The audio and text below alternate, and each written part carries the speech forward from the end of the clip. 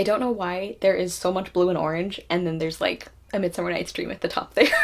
Almost color coordinated. Hello everybody, it's Kara from Wild Book Garden, and today I'm here with part 1 of my July wrap-up. The first book I finished in July was A Midsummer Night's Dream by William Shakespeare. I guess this is a play, not technically a book. And this was our Past to Classics pick for the month of June. Taylor from Page Screen Taylor hosted that discussion. I will link that down below. Me and Julie and Taylor had a great time discussing this play. And this is one of Shakespeare's comedies, and I personally feel like it's kind of an underrated one. Like, if you can make the argument that any Shakespeare play is underrated, I think this one kind of is. I feel like it gets passed over as being like just light fluff. And I actually think it's really well done. I really enjoyed this. The premise is basically a lot of like fairy magical shenanigans that cause drama with sort of like a love triangle situation, but it's more complicated than that. Basically there's a lot of messy relationship stuff. There's some interesting fairy magic. The fairy characters are really interesting as well. And one thing that really stands out about this play to me is how fantastically written the women are. There are arguably four, but mainly three primary female characters in this play who are just really well characterized. They're really complex, really interesting, really strong and competent, and even though I have some issues with the way that they're sometimes like their storylines go, as characters I think they're brilliant, and that was a real treat to read. Obviously there's some gorgeous lines and speeches. I love the focus on the friendship between Helena and Hermia. Yeah, like really my primary drawback for this play is some issues I have with the love potion resolution that just really rubbed me the wrong way. Like I think for a modern audience it's kind of hard to take some of the way that the play pans out. But other than that, I really enjoyed this. I think the most surprising fun thing for me was this group of characters who they're known as different things. I've always heard them described as like the rude mechanicals, which is sometimes how they're identified in the play. And basically it's a bunch of commoners who put on a really, really bad play. And I always found that part really annoying. I don't know what it was about this time when I read the play, if I was like more open to it or I was prepared for it. I was just in the mood for some like silly comedy, but it was a ton of fun. My favorite part of the play was actually when they perform that and the other characters are just like making commentary on it. So yeah, really enjoyed that, and I gave A Midsummer Night's Dream 4 stars. Next, I finished The Anthropocene Reviewed by John Green. This is a nonfiction collection of essays that is the Anthropocene is a proposed name for the current age that the world is in, which is so named because it is the age when humanity is having a huge impact on the earth in a lot of different ways. And this nonfiction book is a collection of essays, as I said, in the form of reviews. So John Green will take like different events or like places or concepts or objects or any kind of thing like that and write a review. He talks about in the introduction how he became really fascinated by the concept of a review because he wrote reviews for books for a long time. And that's how he formatted this essay collection, and I absolutely loved this, and I had no intention of even reading this for a while. Like my backstory on like my experience with John Green is like very limited. I read one of his books a long time ago that I enjoyed. I don't know if I would still enjoy it now, but I liked it. And I read another one of his books that I really, really didn't like. So I kind of just like stopped reading his books. But I've always admired him as a person, and I've always really liked his like online presence and like the other work that he does, like the other like projects that he contributes to, and I just really admire him as a person. But I still was like not necessarily, like I really wasn't planning on picking this book up. But then My Name's Marinez reviewed it, and the things she said about it took me from I had no interest in it to I ordered a physical signed copy because he signed all of the first print run. And yeah, like I loved this book so much. I know it's already gotten a ton of hype and I'm kind of risking adding to that, but for me personally, it really lived up to all of the wonderful things that I heard about it. One thing that was interesting and something I did not know going into this is apparently John Green and I share a lot of the same fears, which made some parts of reading this book a little bit rough. But the upshot of that is that the moments where John Green finds some kind of comfort, or strength, like a lot of times those things really resonated for me as well. So that was like a really interesting and very personal aspect of reading this book, which it is also just a very, very personal book for John Green. Like this is a very vulnerable book. He talks a lot about his struggles with depression and anxiety, and that was just very, like, it's weird to say it was well written because obviously it's a terrible thing for him to go through, but the way it was described was just so visceral and so like immediate feeling. And I just like really admire him for being so honest about how hard things were while also making this overall feel like a very hopeful book. And that was one of the things that I appreciated most about it, is that I think this book really perfectly balances that feeling of comfort and hope with that feeling of like understanding and acknowledging how bad things are. Because I personally feel like both of those things are necessary for a book or any kind of like medium to bring true comfort, especially in the times that we are all going through right now, where there's a lot of terrible things happening in the world. If you only talk about like positive thinking and things are going to get better, it doesn't ring true. But if you have no element of hope, it's like, this is just making me feel worse, you know? So I think John Green really like nailed that balance. This was a very like cathartic book to read. And I also like, I have not been reading anything about COVID. To be quite honest, I can't even picture a time when I'll feel ready for that. This is one of the only like, well, to this point, it is the only exception, because he does talk about COVID, like not exclusively and not like, it's not the main focus of this book or anything, but it does come up in several essays. I think it would feel weird if it didn't. And the way he talked about it, I think was the perfect way for me at least to read about it, because again, he acknowledges how scary this is, how terrible it is, how many people we have lost. This was like a really cathartic, really beautiful book to read. I love the thematic focus on finding beauty in the world and on like how genuine this book is. Like sorry, I'm like getting emotional just talking about this book. Like this idea of celebrating wonder and like caring about people and things not being a weakness or not being something you should downplay. That just like really meant a lot. I also think on just a writing level, this was fantastic. Like I think John Green's style is so suited to this nonfiction, to this kind of nonfiction, and I really hope he writes more. This was obviously a very like personal book, so I don't know if he's gonna feel ready to write more.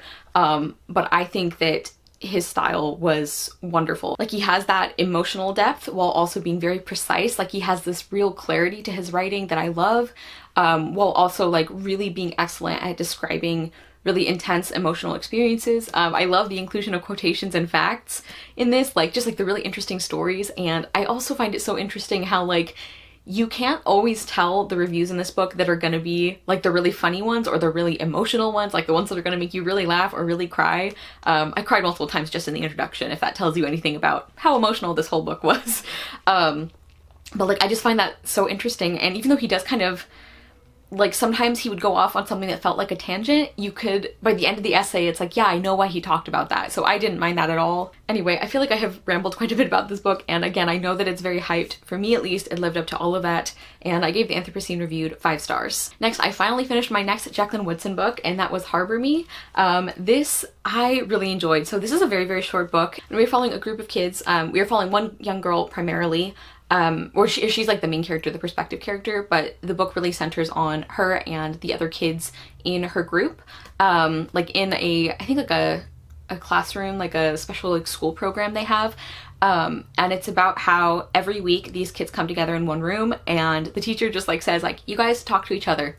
That's all you have to do. And at first they're like, this doesn't make sense. What are you doing? And they feel weird about it. They don't want to. But gradually throughout the school year, they open up to each other and they start to talk about what each of them are going through in their lives. This book deals with a lot of different issues and how kids, how a lot of kids do have to deal with these issues. And I just thought this was really, really wonderful. I am so impressed at the way that even though this book is so short and even though it does deal with so many topics, it doesn't feel like the kids feel like fully developed characters. It doesn't feel like each child is just there to like represent a particular issue. I also really liked the cast of characters. I thought the friendships were really well done. And again, like the way these kids like talk about and start to understand the other people's perspectives and like situations and what they're going through. And I also think this book really captured this very particular feeling where like if you're in a certain class or like club or any kind of group like that where there's like a time limit, like that kind of, that feeling of loss where it's like even if you can stay in touch with these people, it's never going to feel exactly the same as when you all had this shared experience together. I really love their teacher and like the example of how important a good classroom environment is and how important it is to have teachers who really understand what their students need, even if that is not something that they directly do. Like, the teacher's not leading these discussions, the kids are the ones talking to each other, and she recognized that that's something that they needed even when they didn't recognize that. So I just think that's like a really cool element. And yeah, like this is so short, I don't really know what else to say, but I definitely would recommend this one. I really enjoyed it, and I gave Harbor Meat 4.5 stars. Next, I finished Amber and Clay by Laura Amy Schlitz, and this was a buddy read with my friend Mariana from Mariana Mas Books, who I will link down below. A very new booktuber. Again, please give her some love. She is wonderful, and I was so excited that we buddy read this one together. This was actually a reread for her, but this was the first time I had read it, and this is a novel in verse set in ancient Greece, and we are primarily following two characters. One of them is a young slave boy named Roscos, and kind of his journey, and the other one is a young girl who's an aristocratic girl, she's very well off, named Mellisto. And the story is about both of their lives. They obviously grow up in very different circumstances, and like some of the things that they go through, and eventually how they come together and form this really like deep connection and friendship. And it's also really cool because this is narrated, well, the structure is really interesting. So again, it is told primarily in verse, although there's one character perspective that is told in prose.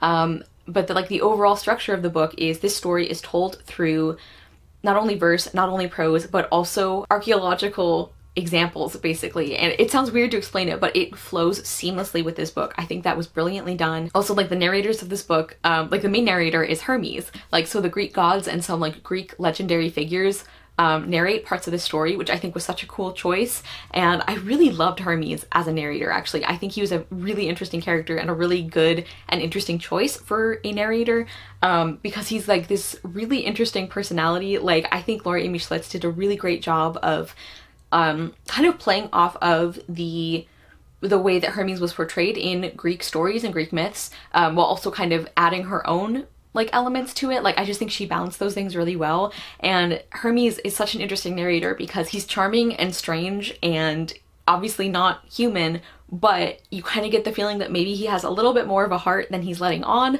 I think the way that he engages with the story is just fascinating. And yeah, as you can probably already tell, I loved this book. I thought this was incredible.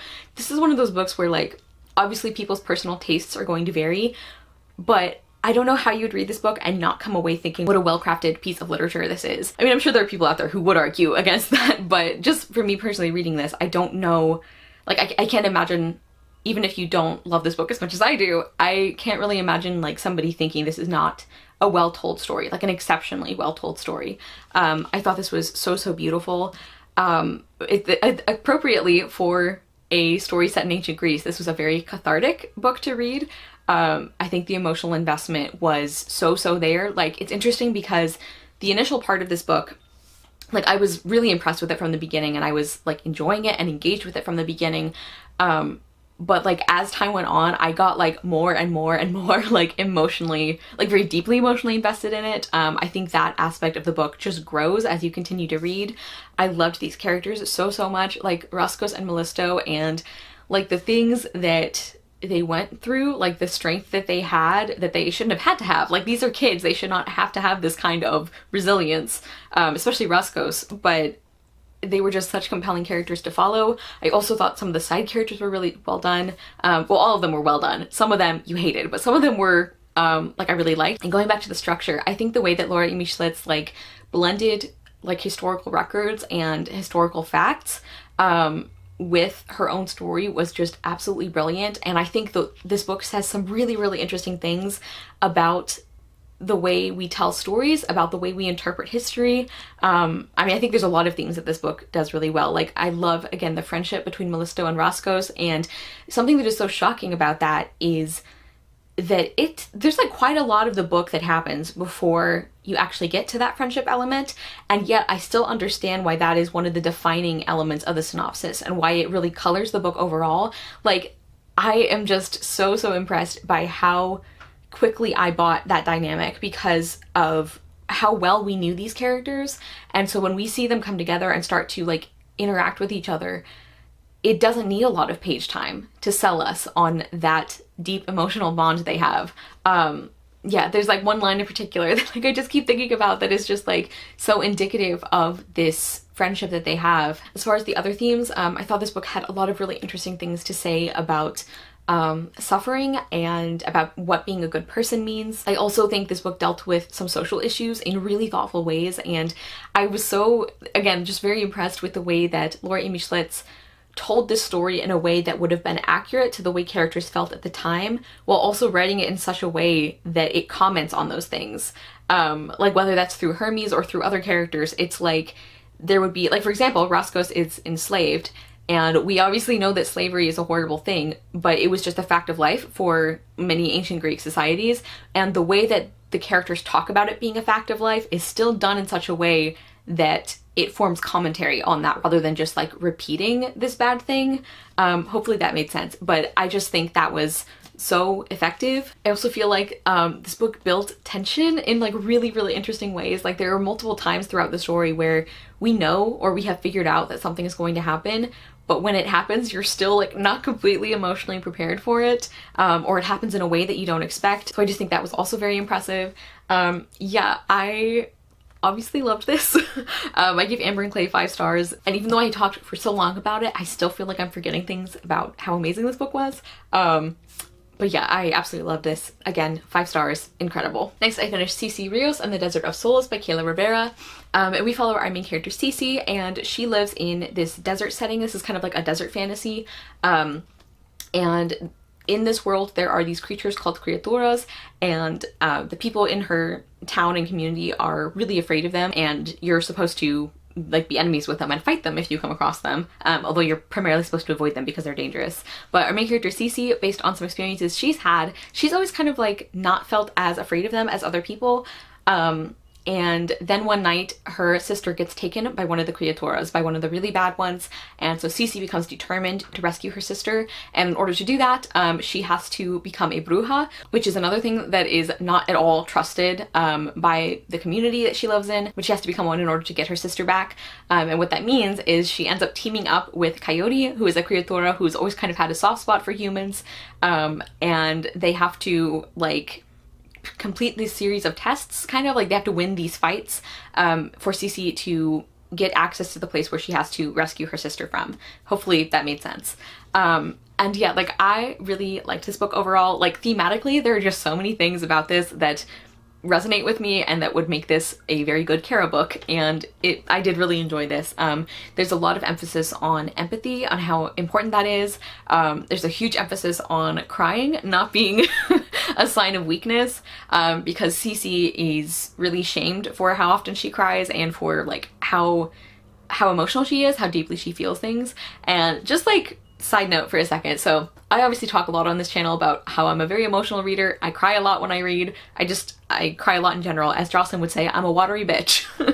And like I kind of joke about it a lot, but in real life I'm actually like, I'm starting to get better about it, but I'm actually like very self-conscious about it.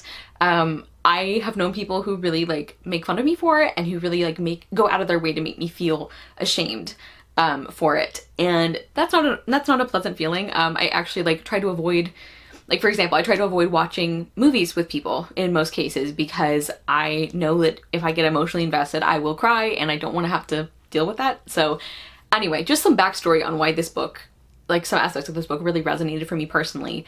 I just really connected with that, and it just like, it's really nice to see stories where having strong emotional reactions and specifically crying is not something that is not shown as something you should be ashamed for.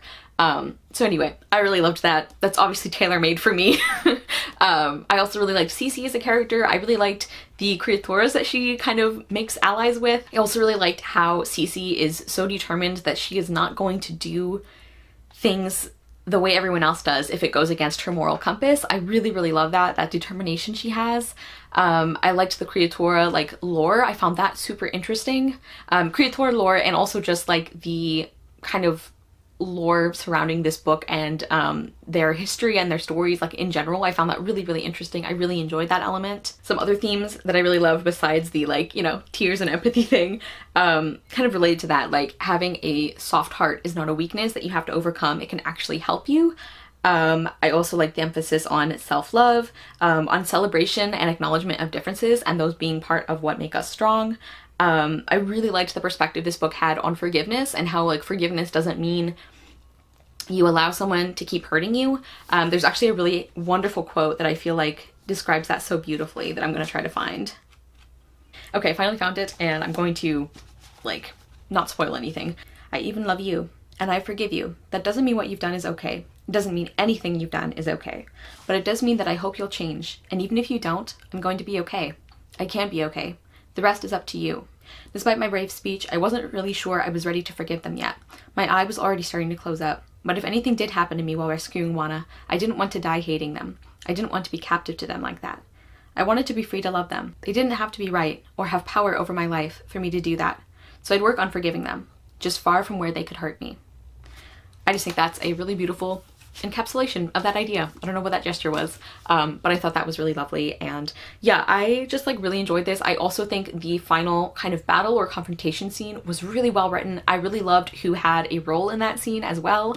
And honestly, like the only thing that didn't really work for me so much with this one is I think based on the synopsis, I was expecting the actual like bruja fights that Cece competes in to be a much smaller element of the story, and it was actually a pretty big chunk, and I just personally didn't find those really interesting to read. I much preferred like all the character stuff that happened around that, and again, kind of the backstory and the lore.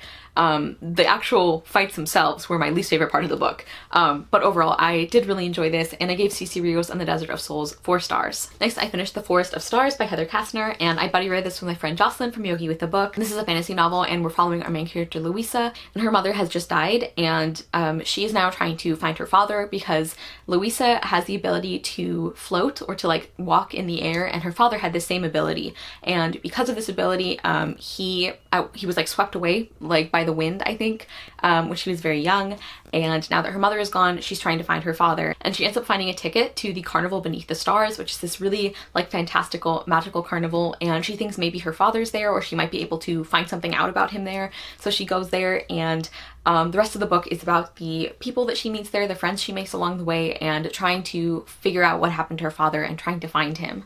And I really enjoyed this. This was a really like atmospheric and whimsical story. I think Heather Kastner, like this is the second book I've read from her, and I think she's really, really good at like writing that kind of dark whimsy almost. Like I just think in her writing and in her plots and in like the atmosphere of her stories, she's really, really good at balancing like the light and fun whimsy with the dark whimsy. There are a couple things in this book in particular that Jocelyn and I agreed were just like super creepy and we were expecting to like be more of a thing. I mean, there's one thing in particular I'm thinking of. I personally really like her writing and the way that she creates atmosphere. I also really loved the setting of this book, which was a pleasant surprise. I wasn't sure how I would get on with it because I don't like circus settings usually, but this one felt different. It felt more like a, well, they call it a carnival, and to me, I guess like a carnival does feel different enough from a circus that I can really enjoy a carnival setting, and I really liked this one. I also really liked some of the friends she made. I'm really impressed, even though this book is very short, that I still got invested in Louisa's friendships, like seeing her find somewhere to call home and people to call home. Like that was just really, really lovely. Ox in particular, I really loved. He's just like such a sweetheart. As far as the things I didn't like, I think there were some aspects of the mystery or the plot that I think could have been set up differently or written differently, because there is like actually a mystery subplot in this book that I ended up finding really interesting. I really liked that, but I think it could have been like, there were some things about it that were kind of frustrating, and I think that could have been avoided maybe. But overall, I did really enjoy this. I really, really felt for Louisa. Yeah, just like really enjoyed the whole like vibe of this book, like the setting and the writing and the atmosphere and how those all work together. And I gave The Forest of Stars 4 stars. Next, I finished another book with stars in the title, and that is The Sound of Stars by Alicia Dow. Can we take a second for this gorgeous, gorgeous cover? I love that so much. So I was a guest on the Vaultathon live show. I forget what round we're on, but I was a guest where we discussed this book and the Hunchback of Notre Dame movies. I will link that video down below if you're interested. But yeah, I'm really glad to finally have gotten to this book. I've been meaning to read it for a long time, and this is a science fiction, like it's set on Earth, and it's sort of like post-apocalyptic, I guess, a little bit, in the sense that like it is set after a successful alien invasion, and all like human art, like books and music and movies and all of that, has been banned because of the power it gives people and the capacity it has for like fomenting rebellion. And we follow two main characters. One of them is a girl named Ellie, and she is a human, and she has started this like underground library, which she could be executed for, but she believes this is really important, so that's what she's doing.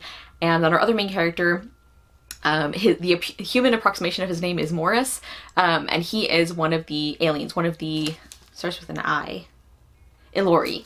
And he's a lab-made Ilori, so like there's lab-made Iloris and like true Ilori. And the lab-made Ilori are really looked down on and not treated as being real people. And Morris has been put in charge of some aspects of this invasion. And when he discovers Ellie's secret library, he's supposed to turn her in. But Morris has always been fascinated by human art, specifically human music, and he's always like felt more emotions than he's supposed to as an Ilori.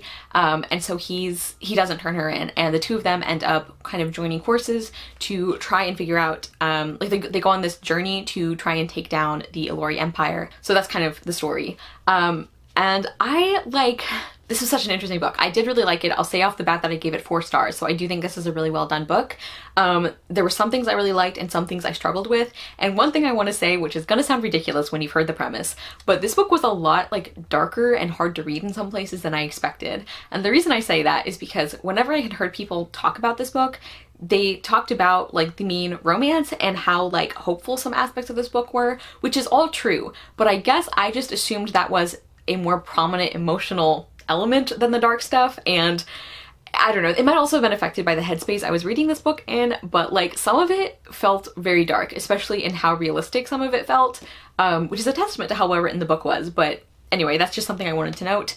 I did really love both our main characters. Like I loved Ellie and I loved Morris. I just like really admired Ellie especially, and I really love the thematic focus of this book, like on art having the power to like quite literally change the world and change people's lives. Like I just think that's really cool. That's something I obviously believe very deeply because here I am on BookTube. But yeah, I really liked that. I will say the book focus resonated for me a lot more strongly than the music focus, just because I'm much more of a book person than a music person, and I'm also a theater kid, so like the vast majority of my intensely personal music experiences are connected to musicals, rather than like individual songs or albums or anything like that. But like overall, the focus on art just really worked for me. I also loved the way that Alicia Dow included quotes throughout this book, like throughout Ellie's chapter specifically. I loved the quotes she picked, first off. Also, I think they were very well used. Like there is a perfectly deployed Hamlet quote that is just like brilliant, like the context and the placement, just immaculate. I loved that. I also think that even though the romance is like kind of, it's not actually too fast in terms of development, but the intensity is a little quick, but it didn't bother me because like the situations that these people were in, like it makes sense to me why that would happen, which is not a trope that usually works for me. I usually think that's a really dumb explanation, but it really worked here, which I think is impressive. I also want to mention that I started, when I was trying to read this book for the live show, I initially tried to read the audiobook, and even though the audiobook is really well done, both narrators are fantastic, I could not do this audiobook. I had to stop and switch back to the physical, because the narrator for Morris's character was pronouncing his name by like spelling out the numbers almost. Like they said it like, so I'll put what his name looks like on the screen here, and they read it like M01s or something like that. They did that with all of the Ilori characters, and even though I understand that it's probably supposed to indicate that the Ilori pronounce their names differently than the human characters, like in Ellie's chapters, she would always say Morris, like it drove me up the wall. I could not, I found that so obnoxious, so I had to stop listening to the audiobook. But if you would not be annoyed by that, I highly recommend it. I think it was well done. And then as far as things that I didn't like so much, the biggest factor for me that made this book hard to read was the writing. And it's not bad writing. This is one of those weird circumstances that happens every so often. Like it doesn't happen often at all, but once in a while I come across an author whose writing style just refuses to mix with my brain. Like Alicia Dow's writing is not bad. It's not clunky. There's like nothing I can really specifically point to as like not working or not, like, I don't know, not being great, but for whatever reason I just have a really hard time reading her writing, and this book felt very long, I think partly for that reason, although I do think it also was a little longer than it needed to be. But yeah, like the writing just really was very difficult for me to read, and very slow for me to read, and I also was very confused by some aspects of the writing, and I think that's partly because of the way certain information was revealed to us, which I understand as like a storytelling mechanic. I still think it could have been done in a way that was a little bit less bewildering though. And I think it was some reveal choices coupled with my issues with the writing, or my difficulty with the writing, that led to many times throughout this book we would have like something revealed or talked about that I honestly could not tell you if this was supposed to be a big dramatic moment or not, because I had no idea if we already knew this. I also, like, transitions between paragraphs were sometimes very confusing for me. Like, there were just some weird things about this writing that, again, I cannot explain specifically why. And from what I've heard, the vast majority of people did not have trouble with the writing at all. So feel free to ignore everything I said about the writing. I just wanted to, like, mention one of the main difficulties for me with this book.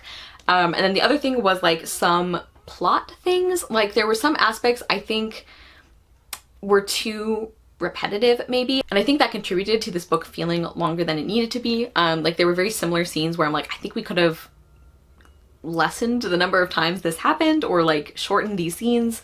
And then there were some scenes or like elements of the story that I really liked that I would have liked to spend more time on. Overall though, I do think this was a really well done book. Again, I gave it 4 stars. I also I think people had mixed feelings on the ending or certain elements of the ending.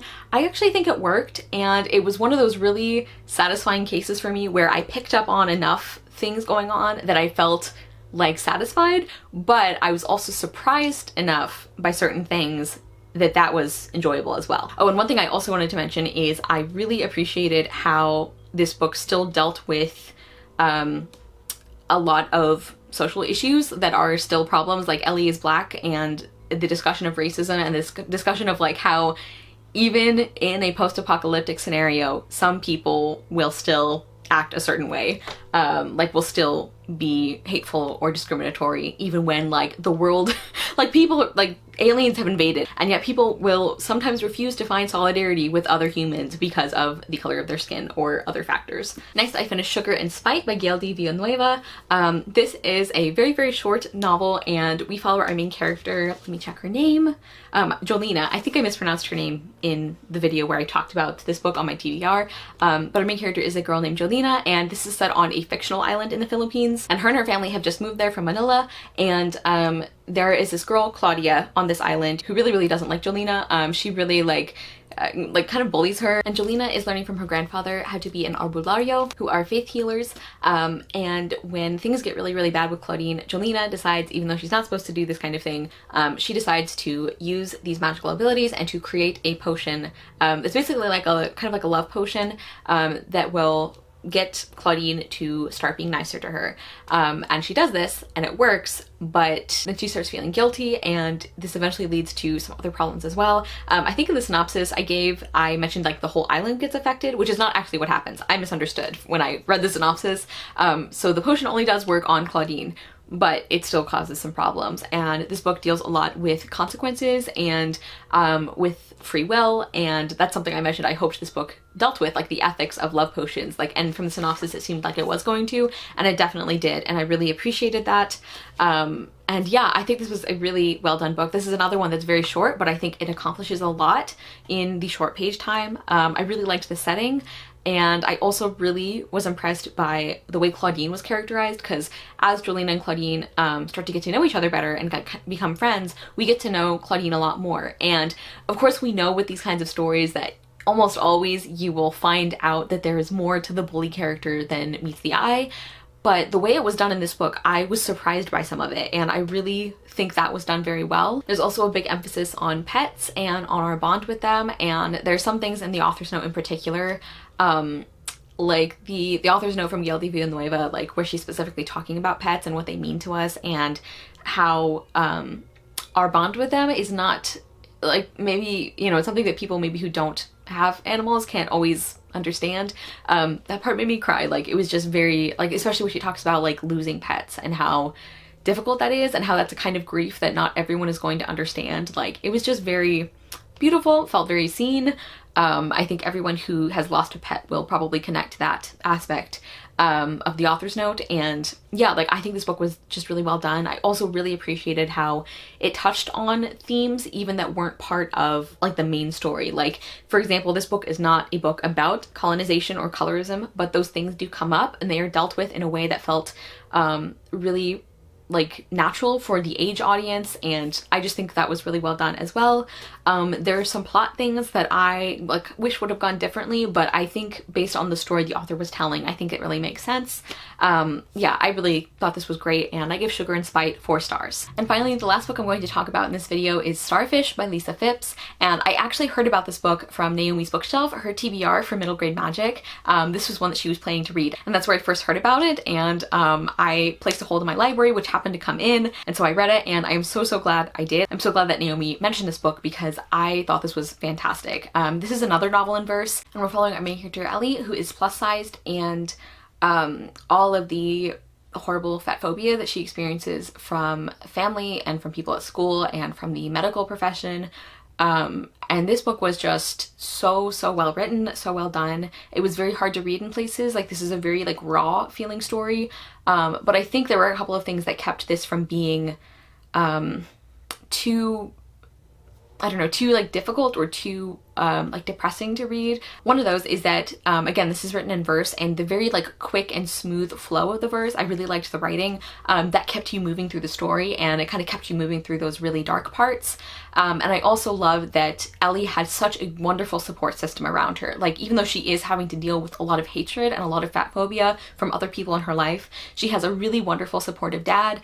She has some fantastic friendships. Like, I loved Catalina as a character, and I just think that Ellie's friends in general like are just wonderful examples of like wonderful role models of what how supportive friends should be. And then also Ellie's therapist is fantastic. We have some really positive therapy rep here, and so all of those things I think also helped the book feel meaningful and thoughtful without getting completely bogged down in how awful the things are that that Ellie is experiencing. And yeah, I thought this was wonderful. I think the characters were really well done. I mentioned how great I think the writing was. I think the themes this book tackles are very well handled. We also see a little bit of what it's like for Ellie as a child of a mixed faith family, which I thought that was a really interesting element. And yeah, this is one of those books that I really do think like everybody could benefit from reading, not just kids in the target demographic, although I think that it would be really important, especially for people at Ellie's age. And one thing I actually really loved is in the author's note, Lisa Phipps talks about how when she was originally like coming up with the concept or like starting to write this book, I think she wrote it as maybe a young adult book. And this was like in the early stages of writing, and I think it was like maybe her editor or her agent or somebody, and they said like, well, why don't you write it as Ellie being younger? Like, why don't you write it for middle graders, so that, I forget how they said it, like so that they can have like see themselves sooner or something like that.